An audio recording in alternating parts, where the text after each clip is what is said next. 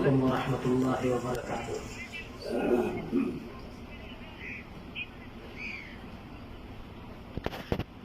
نحمده ونصلي على رسوله الكريم، اما بعد، فاعوذ بالله من الشیطان الرجیم، بسم اللہ الرحمن الرحیم۔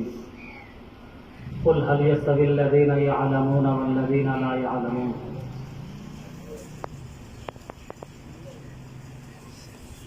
محترم صدر مجلس، معزز علماء کرام، حاضرین مجلس اور دینی ملی بھائیوں، اللہ رب العالمین کا بڑا فضل و کرم ہے، احسان ہے کہ آج ہم لوگ ایک باوقار مجلس میں اکٹھا ہوئے ہیں،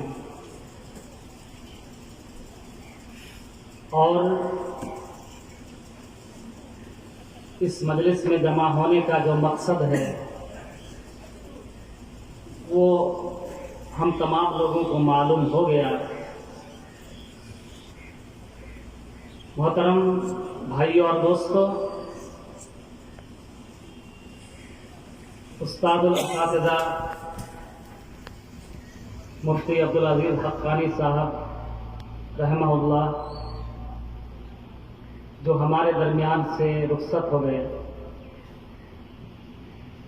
پوری قوم اور ملت کے لیے ایک بہت بڑا خسارہ ہے۔ ان کے علم کی گہرائی اور گہرائی کا اندازہ عوام کو نہیں کر سکتے، یہ صرف علماء ہی جانتے ہیں کہ ان کے اندر کیا علم تھا۔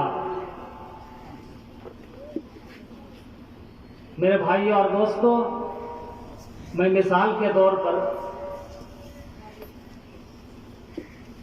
ان کے علم کی گہرائی کے تعلق سے جن کا حل نہیں ہو پا رہا تھا، جیسے ہی ان سے بات کیا فون پر،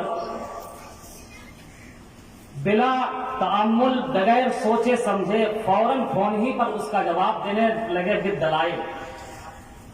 بہت سے علماء ایسے ہوتے ہیں کہ کوئی پیچیدہ مسئلہ ہو، اگر ان سے پوچھا جائے تو یہ کہہ سکتے ہیں کہ اچھا ٹھیک ہے، میں کتاب دیکھ کر بتاؤں گا، مطالعہ کر کے بتاؤں گا۔ لیکن میں نے جہاں تک تجربہ کیا، چونکہ میرے استاد بھی تھے، کبھی ایسا موقع نہیں آیا کہ انہوں نے وقت کے لیے مہلت مانگا ہو۔ دوسری بات، جب ہم لوگ جامعہ سلفیہ میں رہا کرتے تھے، اس وقت ان کا آنا جانا جامعہ سلفیہ رہا، چونکہ ان کے فرزند محترم محمد اسلم حقانی صاحب وہ بھی وہاں علم حاصل کرنے کے لیے پہنچے ہوئے تھے، برابر ان کا آنا جانا جاری تھا۔ جس سال شاید ہم لوگوں کا دوسرا سال تھا یا پہلا سال تھا، ایک مرتبہ وہ پہنچے ہوئے تھے، وہاں جو فضیلت میں جو طلباء تھے ان کے سامنے کوئی ایک مسئلہ ایسا آیا تھا جن کا حل نہیں ہو پا رہا تھا۔ وہاں بڑے بڑے علماء کرام تھے، محدثین تھے، رئیس الاحرار ندوی جیسے محدث موجود تھے، مگر وہ لوگ پریشان تھے، ابھی ہم لوگ تو چھوٹے تھے۔ ان کو پتا چلا کہ بہار سے کوئی ایک مفتی صاحب آئے ہیں، اس وقت بہار تھا، جھارکھنڈ نہیں ہوا تھا، بہار سے کوئی مفتی صاحب آئے ہیں، چلو ان کے پاس چلتے ہیں اس مسئلے کا حل کرنے کے لیے۔ پہلے سال کا واقعہ، جیسے ہی وہ لوگ یعنی فضیلت کے طلبہ ان کے سامنے پہنچے اور مسئلہ کو ان کے سامنے رکھا، کہا کہ یہ کون سی بڑی بات ہے، ابو داؤد شریف لے آؤ۔ ابو داؤد لے کر کے آئے، فوراً نکال کر کے حدیث دکھائے، کہا کہ اس کا مسئلہ یہ ہے۔ تو میرے بھائی اور دوستو، ہر ایک کو اندازہ نہیں ہے کہ حقانی صاحب کے اندر علمی لیاقت کیا تھی، یہ صرف علماء کے طبقہ ہی جانتے ہیں۔ بہرحال ہمیں اس کا اعتراف کرنا چاہیے اور جیسے کہ ابھی باتیں آئیں کہ ان کے علم کے جتنے بھی شعبے ہیں، چاہے درس و تدریس کا معاملہ ہو، دعوت و تبلیغ کا معاملہ ہو، افتاء وغیرہ کا ہو، ان سب کو اکٹھا کر کے اس کو تحریری شکل میں لایا جائے اور ہم سب کو نمونہ بننا چاہیے اور اس کو نمونہ بنانا چاہیے۔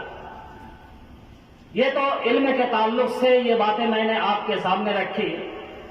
جہاں تک ان کے اخلاق، ان کے اطوار کا جو پہلو ہے، یہ ہر کوئی جانتے ہیں۔ ابھی اگر کسی کو تھوڑا سا بولنا آ جائے، اچھی سی تقریر کر لے، کسی جلسے میں اگر ان کو بلایا جائے تو وہ کہتے ہیں کہ میرے لیے ایسا کمرہ ہونا چاہیے، رہائش ایسی ہونی چاہیے اور ایسا ایسا انتظام ہونا چاہیے، کھانے میں یہ ہونا چاہیے۔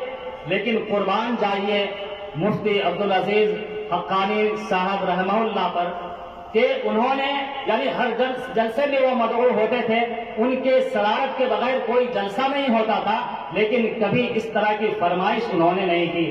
ان کو لے گئے، مسجد میں سلانا ہے مسجد میں سلا دیے، کسی صرف ایک جو ہے بیڈ شیٹ بچھا کر کے سلا دے، کوئی فرق نہیں پڑتا۔ اتنی سادہ زندگی انہوں نے گزاری ہے۔ تو میرے بھائی اور دوستو، وہ ہمارے لیے نمونہ ہیں، ہمیں چاہیے کہ ہم ان کو اپنا نمونہ بنائیں اور اسی طرح جس طرح انہوں نے اپنی زندگی گزاری ہے، ہمیں بھی اپنی زندگی اسی طرح ڈھالنے کی کوشش کرنی چاہیے۔ اللہ تبارک و تعالیٰ سے دعا ہے کہ اللہ ہم تمام مسلمانوں کو ان کے نقش قدم پر چلنے کی توفیق عطا فرمائے۔ آمین۔ وآخر دعوانا الحمدللہ رب العالمین۔ السلام علیکم ورحمۃ اللہ وبرکاتہ۔